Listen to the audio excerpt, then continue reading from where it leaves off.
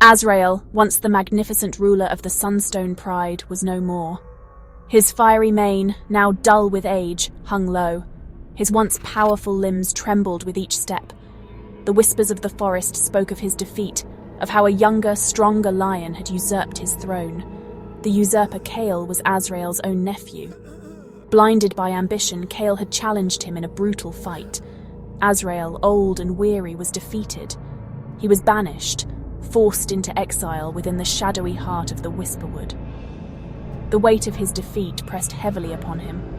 Azrael was lost, his spirit as broken as his aging body. The forest, once his kingdom, now felt like a prison. He was a king without a crown, a leader without a pride. Days turned into weeks, each one a painful reminder of Azrael's fall. The forest was a labyrinth of emerald green and dappled sunlight. He was surrounded by the whispers of the woods, a constant murmur that spoke of his defeat. The once proud lion was now a shadow, his roar reduced to a whimper. Hunger gnawed at his belly. His once sharp claws struggled to bring down even the smallest prey. The other animals, sensing his weakness, no longer feared him. They saw him not as a king, but as a fallen beast. One day, driven by desperation, he stumbled upon a clearing. Vines and creepers had long overtaken the ancient stone structures within. The air hung heavy with the scent of forgotten magic. It was a place untouched by time, a secret hidden within the heart of the forest. This place held a strange allure.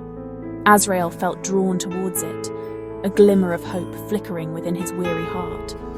Could this be a sanctuary? A place for him to start anew?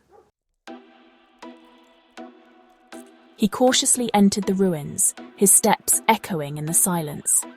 Sunlight filtered through the gaps in the crumbling stone, illuminating a small chamber. In the center, resting upon a moss-covered pedestal, lay a crown. It was a magnificent crown, crafted from pure gold. It shimmered under the sunlight, its surface etched with ancient symbols. This was no mere ornament, this was a relic of power, a symbol of forgotten kings. As he drew closer, a voice echoed within his mind. "The crown of kings," the voice whispered, its tone deep and resonant. "Claim your birthright, Azrael. Reclaim what is yours." The voice was ancient, filled with power and a strange sense of urgency. Azrael recoiled, his heart pounding. Was this some trick of the forest, a cruel jest to mock his despair? Or could this be the answer to his prayers, a sign that he was not yet forgotten?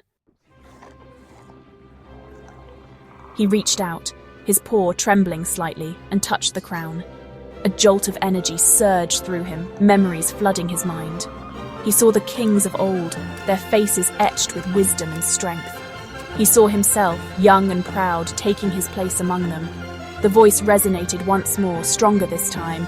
"You are Azrael, king of the Sunstone Pride. Do not let fear rule you. Fight for your legacy, fight for your honor, fight for yourself." In that moment, something within Azrael shifted. The despair that had weighed him down for so long began to melt away. It was replaced by a spark, a flicker of the fire that had once burned brightly within him.